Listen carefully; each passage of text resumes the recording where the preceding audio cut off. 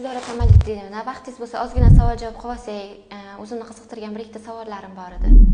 Mayli, sizlar uchun vaqt topaman. Yaqinda oyim umra safariga ketmoqchi edilar. Umra safariga yo'llanmalari hayz sikli vaqtlariga to'g'ri kelib qolyapti. O'shanga bir dugonalardan eshitgan ekanlar, aptekada dorilar bor ekan, o'sha hayz siklini to'xtatadigan.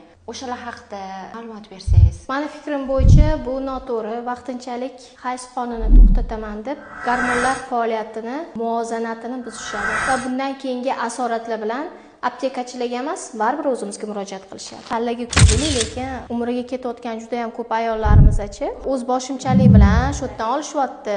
Hayz to'xtatadigan Rigilon, Rigividon, eski preparatlardan foydalanishyapti, borib kelishyapti. Undan keyin bo'tgan kровотечение u bizga ma'lum. Turistlarimizga ma'lum. Voy bekor ichibman, aptekachidan so'radim deb, endi menimcha aptekachilardan tavsiya berish vakolatini olib tashlangani ma'qul. Ayollarimizning salomatligini saqlash uchun.